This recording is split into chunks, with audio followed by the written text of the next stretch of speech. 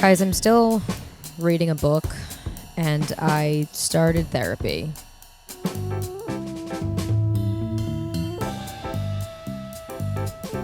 Tell me why when I had the acknowledgement of both of those things, I said, fuck!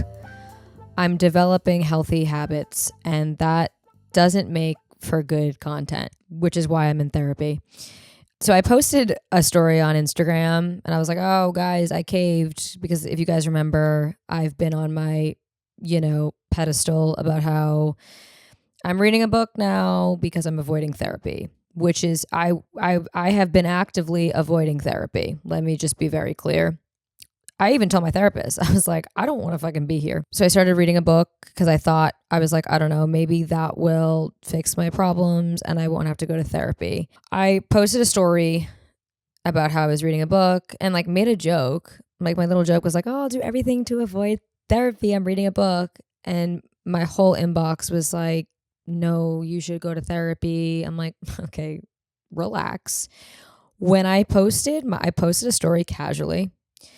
I just said oops, guys, caved, went to therapy, silly face. Tell me why it was my most viewed story literally ever and my most responded to, thousands of messages being validating that I went to therapy. And I'm being a dick. I know that people are like, you're being healthy. We love you so much that we're so happy that you're making healthy choices. But the Pisces and the overthinker in me was like, am I toxic? You looking at the color? Red? Oh, okay. Kelsey was making sure the video wasn't in slow-mo because we did a podcast one time fully in slow-mo. Yeah, so everybody was like, we're so happy for you. This is great news.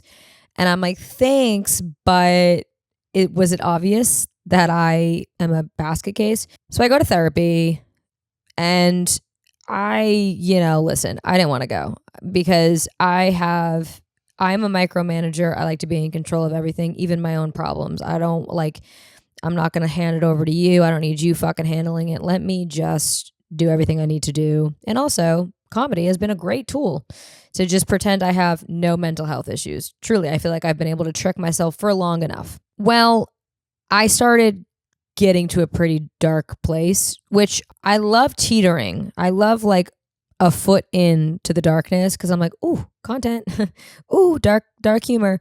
But then the dark humor started getting just dark. We lost the humor altogether. And I said, I think it's about time. And during this process, I don't like being told what to do. Can you guys tell? Is it that obvious? I don't like being told what to do. I also don't like being pressured into anything. I specifically won't do something that is good for me just because other people tell me to do it. I'm egotistical in that way. So I have had people always be like, therapy, that would help you in therapy. And I'd be like, no. But I will say, once my brain started shifting to the idea of potentially going to therapy, I started getting all of these outside signs that I should do it. I hosted my key dinner, if you guys remember. And it was such a high in the sense that it was the coolest fucking thing I really have done yet in my career. I got to celebrate one of my biggest career milestones thus far with people that I love, people that I look up to, people that love me, it was just so amazing. And inside I felt dead. I felt dead. It was very weird. I keep explaining it to Shane as when you're in a dream and you feel as though you're shouting and nobody can hear you. That's kind of how I felt inside my body. And I went around the table and I was sitting with different people and I'm like, when did everybody start going to therapy? Or is it just a California thing? Because the entire room of people are actively in therapy. And I'm like, oh shit. So that's what you have to do to be healthy. You got to go. So I ended up having a dark weekend, just a lot of darkness going on. And I listen, I'm not perfect. Okay. I'm pretty fucking close, but I'm not perfect. And I have learned as I've gotten older that where I am improving is acknowledging the things that I am not good at. And I will tell you what, if you struggle with that, oh my God, it is so freeing when you don't feel the need to have to be perfect at everything. There are some things that I just know I'm not good at. And I know the people that are better at them than me. And it's so nice to just be like, you do it, you know? And I realized that right now there are so many things that I could actively do to work on my mental health, but I am not good at those things right now. I work a job with no schedule. I'm in charge of everything. I'm in charge of the scheduling of my life. I'm in charge of so many other things. I also don't want to be in charge of figuring out what the fucking tools are to fix my brain. Because you know what? A lot of that requires reading, and I don't want to do any more of that.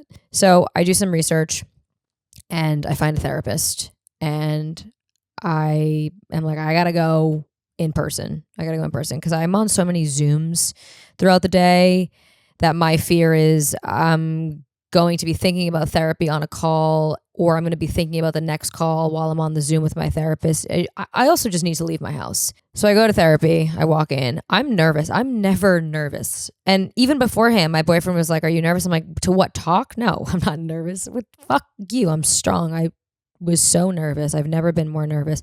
I walk into the room. I didn't realize this, by the way, till the end, but I walk into the room. I have this is how fucking insane I am. I have a running tab in my brain of, okay, this is how I'm going to explain what's going on. This is how I'm going to organize all my thoughts. I'm going to explain my back history, my relationship with my mother, what's going on right now with my dog, all of this. I'm not even kidding you. I walk in the room, I sit down, I sob.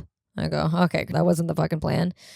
And beforehand, I had to submit a paperwork of basically how depressed are you? And my answers all were pretty depressed. It was like, it is harder for me to be happy this week. Highly agree. The things that bring me joy used to bring me joy don't bring me joy anymore. Yeah, correct. Slay, period. So I sobbed and she said, tough week, huh? I said, yeah, tough week. And then at the end of it, I didn't realize this. I'm such a body language person, which is crazy. I'm always, if I ever am around somebody, I'm always thinking about their body language. I'm on this big ass fucking lush couch. It's like 50 pillows. It's huge. I'm on the ocean. It's beautiful. At the end, she says, so how do you feel? I'm like, fine. I said, you know what? I am proud of myself for being here because I'm going to be honest with you. I said this. I've been shitting on therapy my whole life. I've been avoiding this like the plague. And I am proud of myself for being here because I'm going to be honest with you.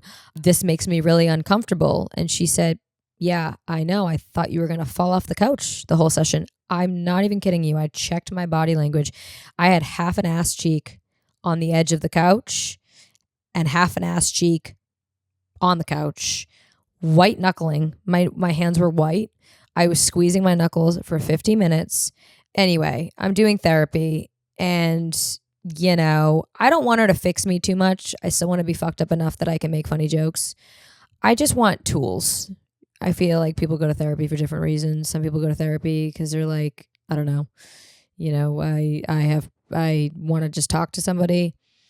I just want tools, like a practical reasoning. Hey, when I get to this point and I feel paralyzed, what are tools that I can use? But also, she's I'd say things and she'd say, well, why do you think you do that? I said, well, listen, I didn't come here to critically think. I came here so that I could tell you what was going on and you can tell me how to fix it.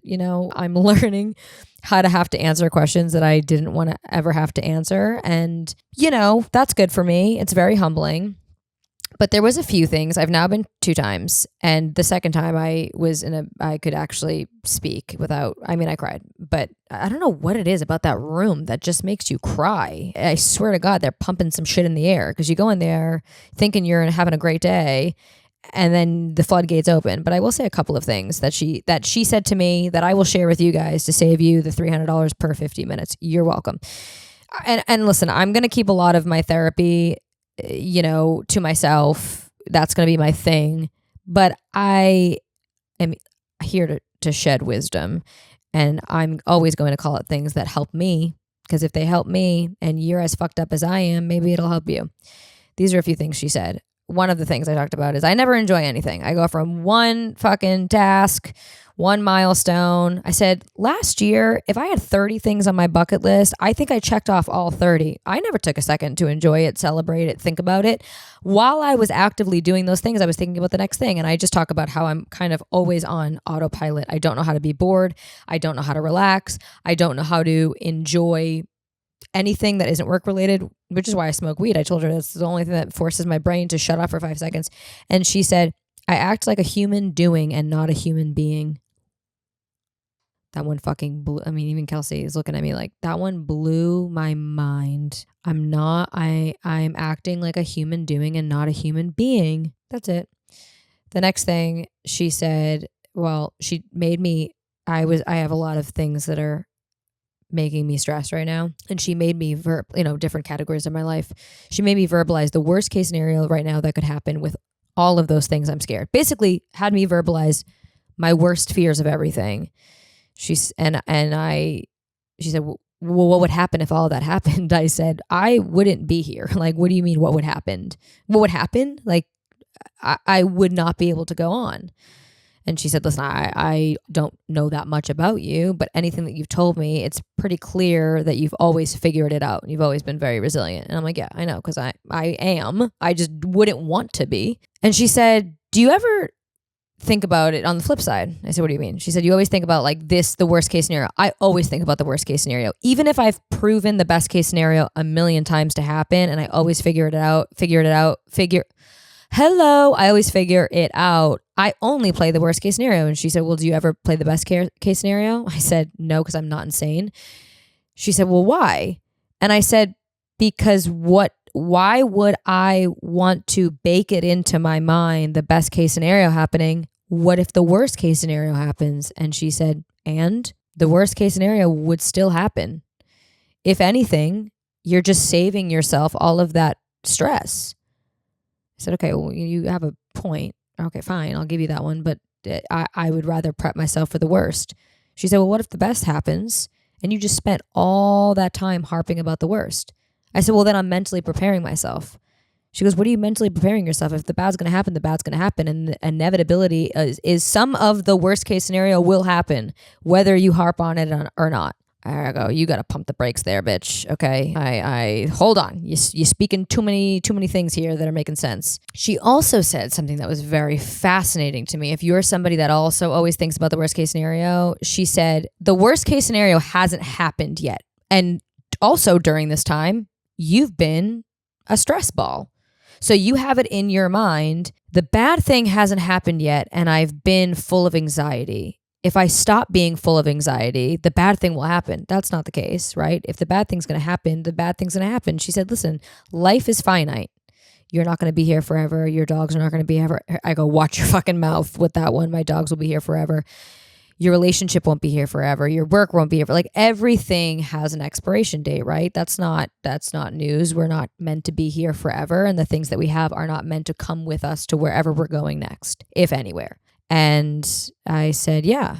And I said, I'm not going to do that. I'm not going to take your advice, but it is a good point. The other thing is I said, sometimes when I talk to people, my boyfriend in particular, I think this is a man thing. Sometimes I know he wants to help, but sometimes I feel like, and this, my mom does this too, where sometimes people solicit advice when you're not asking for advice and the advice almost makes you feel worse, if that makes sense. Sometimes I'm just speaking because I want to know that I have support and that somebody is on my team. That's all I need. Sometimes in my friendships and my relationships with my boyfriend, my parents, my managers, just fucking be there, right? Because then if you validate how bad the situation is, it just makes me feel worse. Or sometimes you give me advice that just makes me feel worse. And then it makes me not want to talk about anything because I fear you might make it worse because I'm so fragile. And she said, what I say to couples is when you're having, she does this in couples therapy, but she said this applies to even like with your mother or anybody. She said, when someone comes to you in distress, there are 3 things that you should do. The first thing you should do is hear. Just listen to that person. How do we show somebody we're listening? We repeat what they're saying. We say, okay, so I think you feel this. We validate the words that are coming out of their mouth. That's the first thing you do. The second H is hold. That can be physical. You can hold them.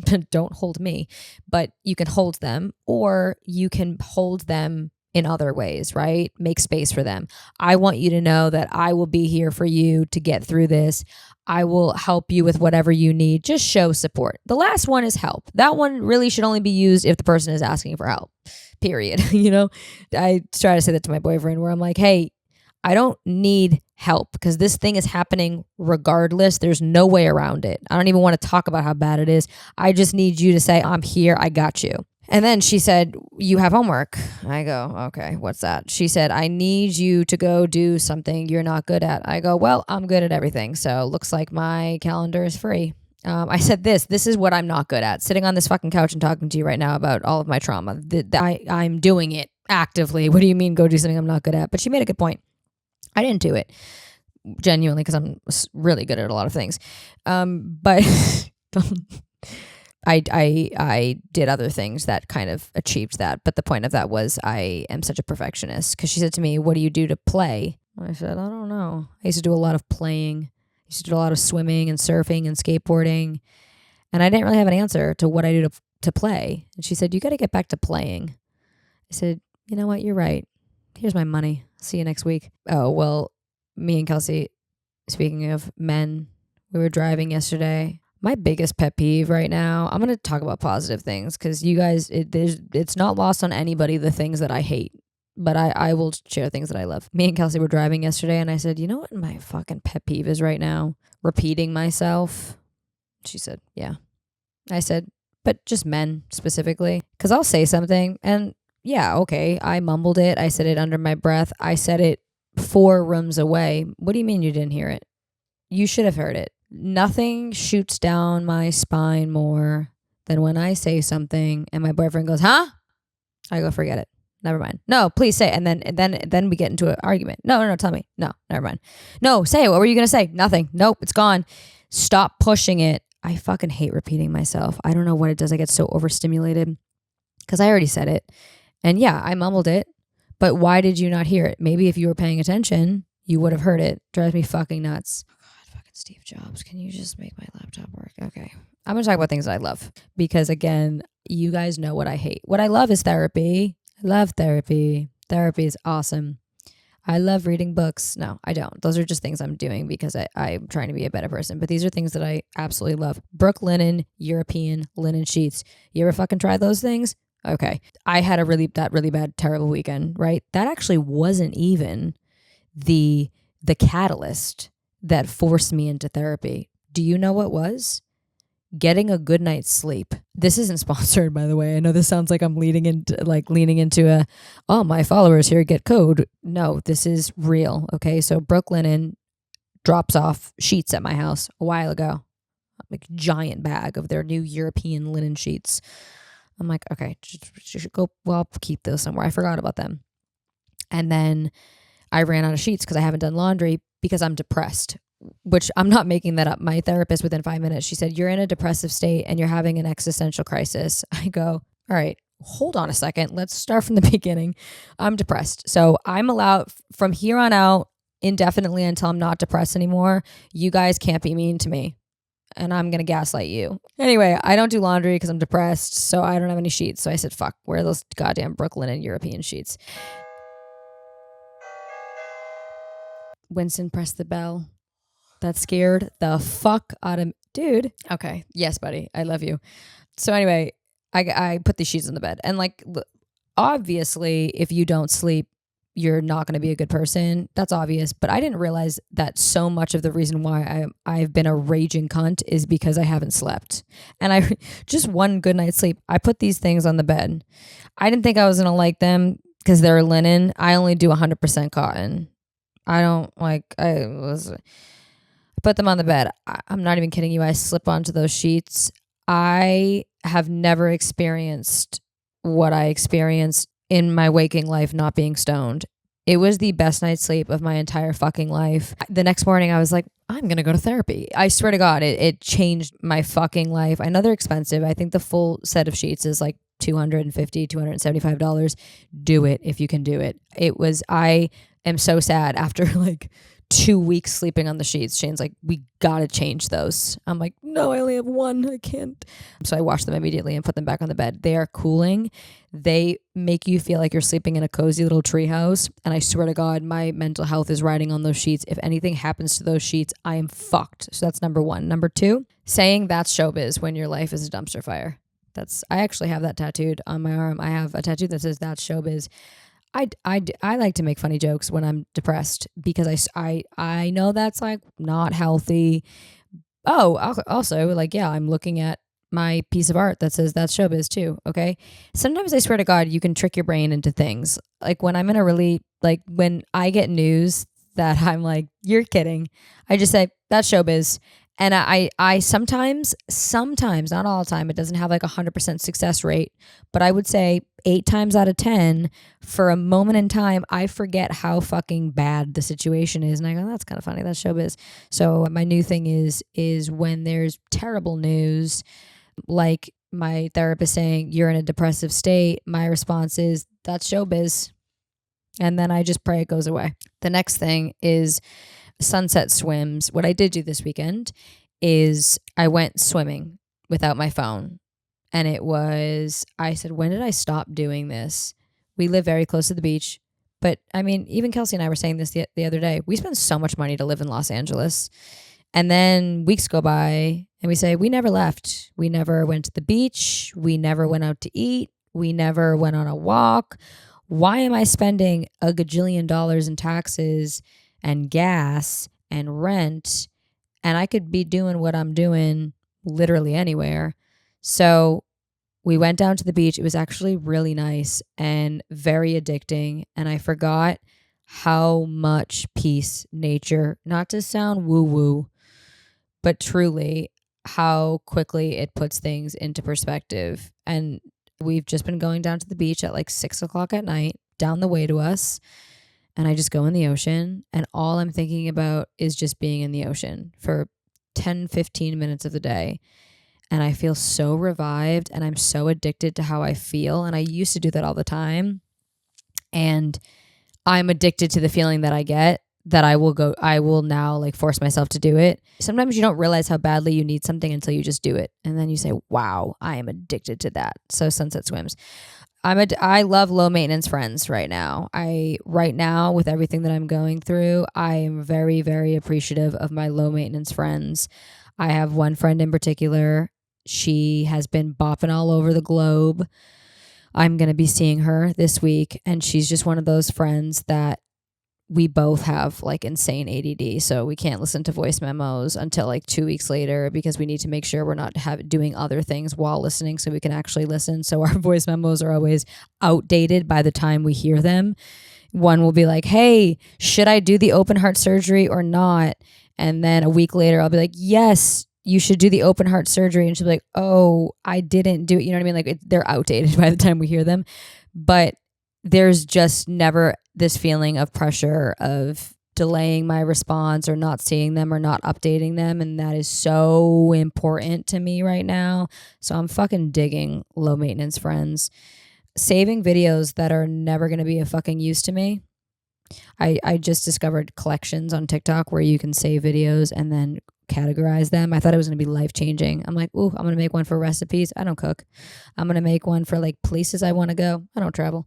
Like but I feel like good. I feel productive doing it. I literally saved a video about zero waste baking. I got celery in my fridge that's been in there for a month, and I was like, and I've never baked anything. I bake, but I don't bake. I have a collection of zero waste baking, and it's a collection. I will continue to save those videos. For what reason, I don't know, but there is something very satisfying about saving videos that you know in the moment, I'm never going to reopen this video, you know, or like sending your friend a video and being like, we should go here. And then them being like, yeah, we should. And then never going. And like, you know, you're never going to go, you know, but like, it just feels productive to do that. So I've really been loving that. It's kind of like, what is that called when you sleep with your textbook under your pillow and you're able to, you guys know what I'm talking about. Osmosis. It's whatever it is when there's that theory that if you sleep with information under your pillow, your brain will still retain it. Whatever the fuck. I don't know. That's how I feel. Kelsey's looking at me like, are you high? I'm not. The next one is night walks. We've been walking at night.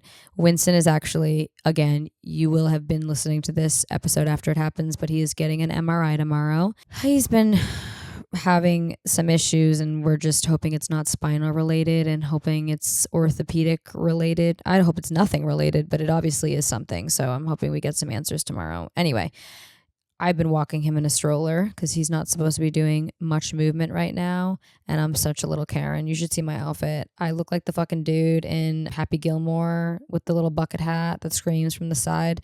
I walk around in my little doggy carriage around my neighborhood, and I'm so pathetic. Do you know what I do with my dogs? My Shane's like, this is wild that you do this. I walk him now in the stroller, which I used to shit on people that would walk their dogs in the stroller, but now I understand that people do it for various reasons. Mine is that my dog is injured, and also that I'm insufferable. But I will X Games mode the stroller up on the sidewalk and walk along the bush so that Winston can smell smells, so he doesn't feel like he's missing that. But I can't even like get myself out of bed in the morning for myself. Osmotic learning. You never heard of that? I used to hope that was the case in school, so I would sleep with like my study papers under my pillow. I did well. Oh my God. Wild Robot. If you haven't seen the movie, fucking see it. I believe it's Miyazaki, but it's Miyazaki and somebody else. It's one of the most beautiful animated films I have ever seen in my entire life. I'm also a huge Miyazaki fan. It's stunning. It's beautiful. I sobbed. It is one of the most beautiful animations I've ever seen in my entire life. Like, it's just such an interesting visual. Oh, it's beautiful. Please watch it. It took us like 6 nights to watch. 6 nights. Welcome to getting older, where you can't watch a movie in one sitting. It drives my boyfriend nuts. He's like, if we can't watch it all in one sitting, we're not watching it at all. I'm like, who can watch an entire movie in one sitting? I have nothing. I have no reason. I'm just tired. Oh my God, I have to tell you guys about this. I talked about this on TikTok, so if you already heard this, then just fucking exit out of this podcast. I go to CVS. Dude, I swear, I'm telling you, I don't know what it is about old women right now. Elderly women are I don't know what hex they put on me. I don't know which one I pissed off in a previous life, but they have been vicious. Okay? Shane's out of town. I'm in a pissy mood. I go to Core Power Yoga because it's better than the alternative, which is offing myself. So I'm trying to do anything that's healthy. I go to Core Power Yoga at 9 a.m. on a Saturday. That's how depressed I was because I don't go to morning workouts at all. I go to Core Power. I leave Core Power, which is a hot yoga class. And right next door, there's a CVS. Oh, perfect. I have a prescription, right? It's like at this point, it's 10 a.m. on a Saturday.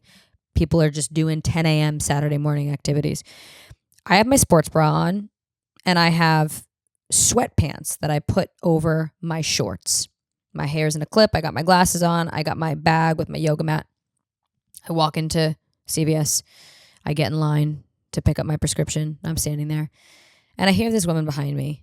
And I fucking know she's going to be a problem because she's breathing audibly. And not because she's like that old. I go, okay. So I'm waiting. I'm letting her get out whatever. It's like multiple of those. Now, there was a person in front of me taking more than 30 seconds. So I'm like, maybe she's just annoyed. Maybe this is just about how slow this line is. She's doing a couple of those exhales. I give her a second. I'm also in a pissy mood, even though I just got out of hot yoga. I was like a little bit better. I'm like, don't don't turn around. She does it a couple more times. I turn around. I just look at her. I give her like a, go ahead. What do you need to say? Say it. I will be your ears. Go ahead. Unleash it. Says nothing. Doesn't even look at me. Soon as I snap my little head around, she goes, what are you, a bodybuilder? I turn back around. I said, nope, just leaving a yoga class. Turn back around. She goes, you couldn't have paid me all the money in the world to have dressed like that when I was your age. And I said, that's awesome. That's great. That's good for you. I turn back around. She goes, how old are you? I go, Christina, do not fucking turn around. Because what am I going to do? Punch an old lady? like what? I have no other option to just ignore her, right? And also, what am I going to do? Get in a fight with an old woman? Like, verbally? What am I going to say? So I don't answer it. And she starts huffing and puffing again. And she said something like, oh, you're just inviting people. I go, yes, I'm the problem. I'm the reason why bad things happen because I'm just left a hot yoga class at 9 a.m. on a Saturday. After I ignore her for saying, how old are you? She says, you know what? Never mind. I turn around, I go, you refilling your anti-cunt medication too? She goes, what? I said, yeah. Well, tell him to double your dose. And I made clear of this on TikTok as well. I did not walk away confidently. I know that sounds like a double your dose. I didn't drop the mic. I had my tail between my legs. I was fucking scared shitless. Elderly women scare the fuck out of me. She didn't have a cane or anything, but you know how they have mom strength? There's old woman strength. And I picked up my prescription and I walked away. But I don't know. It's funny. After I told that story on TikTok, my mom calls me. She's like, did that really happen? I go, yeah, that really fucking happened. I just can't believe the nerve. And it's always the people too on Facebook that are these elderly women that are like, you should kill yourself. Your mom would be so disappointed. And then we have like a list of things that you guys submit on social media. I'm only going to cover a couple of these, but I haven't looked at these. The first one just says for topics, mental health and fashion. I don't know if these are two separate things, like talk about mental health and then talk about fashion, or if it's together, but I will tell you this, clothing and fashion and the way that you dress and the colors that you wear can impact your mood. When I'm not feeling great, I don't try with what I wear, and it is reflective in how I feel. So sometimes if I am trying to force myself to feel better, I will make the effort to get ready, and I think that goes a long way in, again, it's all kind of tricking your brain, because your brain really doesn't know the difference between the actual reality and the reality you create in your brain. So if you can trick your brain, I'm all for tricking the brain. But I think fashion, I've been asked so much about advice on personal style, advice on styling. My rule of thumb is just wear things that make you happy. And I know that sounds obvious, but pay attention to how you act in different clothes. Like, oh, how do I know what I like? Wear different things and figure out when you feel the best. I know I genuinely feel the most confident when I'm wearing jeans and a white tee. I feel that's like, if you were to say, when do you feel the most confident? When I'm wearing a baby white tee and denim jeans, loose baggy denim jeans, I feel it represents me. I feel comfortable. I feel sexy. I feel like myself. Just pay attention to the things that make you feel the best. And also don't dress for trends. I find a lot of times that the times that I have felt not great in what I was wearing was when I was wearing something that I thought was cool and like should be in. Just wear the things that you like, genuinely. And don't feel pressure to fit into, well, I'm preppy, I can only buy preppy clothes, or, well, I'm, clean girl aesthetic, I can only wear quiet luxury, whatever it is. You know what I mean? Like, don't feel limited. I go to stores, like, you would not believe the Rolodex of stores that I shop in. They're just from boys graphic tees to, appreciating high fashion and couture. You know what I mean? Like, you don't have to limit yourself to one thing. I think that's where a lot of people get overwhelmed, is they're like, well, what's my style? Your style is just wearing whatever the fuck you want. And then just, pay attention to how you feel in different clothes. One of these says, can you talk about when you start to succeed and friends get jealous? It's so sad. So I did a video, which a lot of people didn't know about this. There's a feature on Instagram. If you go to someone's, I'm about to blow your fucking mind. In fact, I am going to end a lot of your friendships right now. There is a feature on Instagram that if you go to the people that you're following and are following you back, your mutuals, there's a tab that says like see activity, show shared activity, and you can go through likes, comments, and tags for both of you. And you can compare notes as to how many times they've commented. It doesn't load everything sometimes. There's been a couple glitches. But I do it. And there are people that haven't liked my shit since like last year.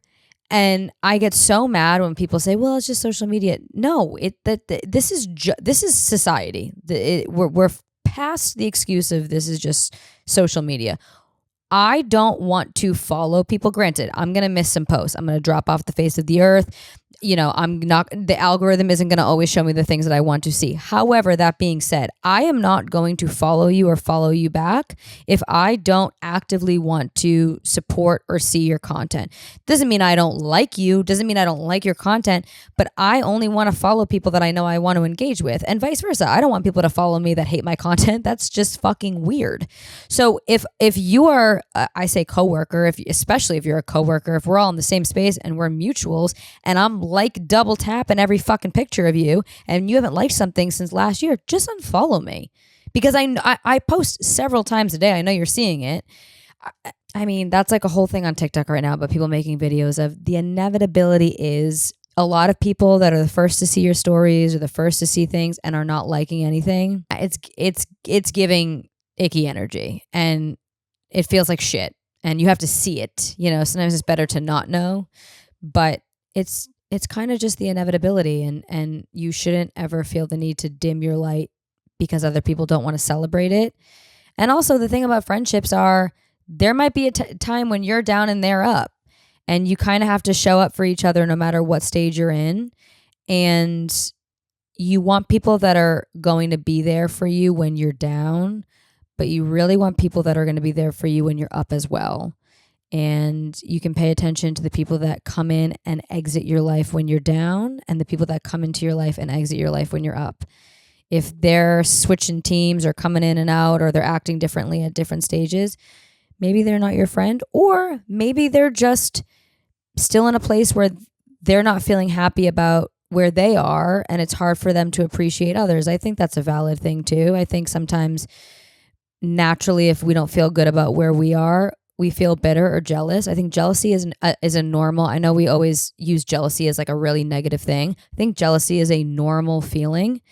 It's just making sure we don't act on the jealousy. Once we act on the jealousy, then it's icky. All right, I'm gonna do one more. Burnout and setting boundaries. Oh my God.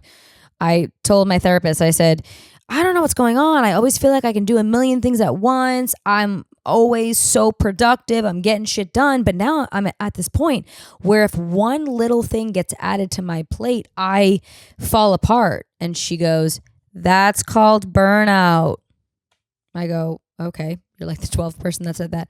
That's burnout. If the things that used to be like kind of easy for you are starting to feel more difficult or adding stress, I found that the happy and good things in my life were actually beginning to cause me stress, and that's just burnout. It's hard. It's a lot of work to set the boundaries. I said to her, I go, okay, well, what do I do? And she said, well, number one is an easy one that people forget: spend time in nature. She said, you're already doing it by going out and swimming. Go on a hike, go on a walk, get out in nature.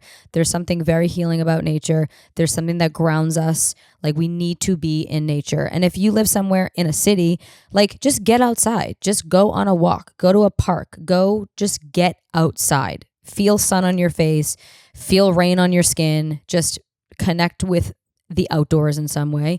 The other thing that she said, which was very interesting, is, and this is also just specific to my job in the sense that I'm in a position that I have people that help me and work for me and whatever. She said, go home right now and make a list, because I'm also, this applies to me as well, because I'm a micromanager and I put too many things on my plate.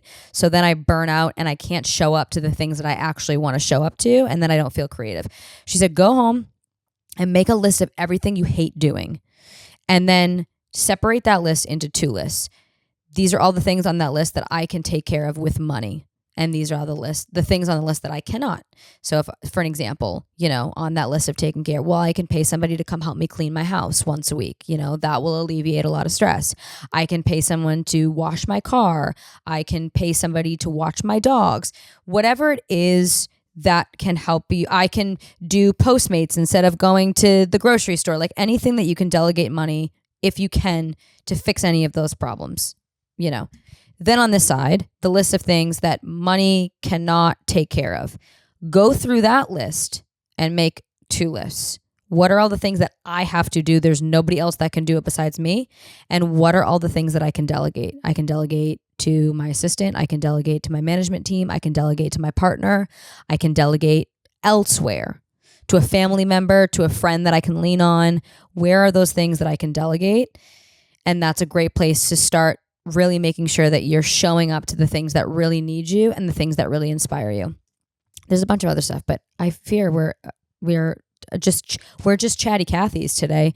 All right. Well, I'm in therapy. I'm reading books. I hope that doesn't like bum you guys out. I promise I'm still gonna be funny. I don't know why I'm looking at this camera. This camera's dead. This camera died, by the way. If you're like, why did we just start doing what it died? And so but naturally I'm looking here and there's nothing there. But I love you guys. Again, if you're not following us on socials, please do. Life's a Joke _pod.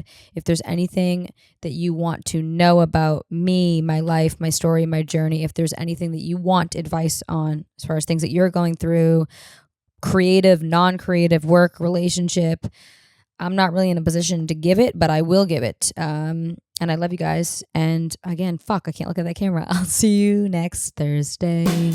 Bye. You like that?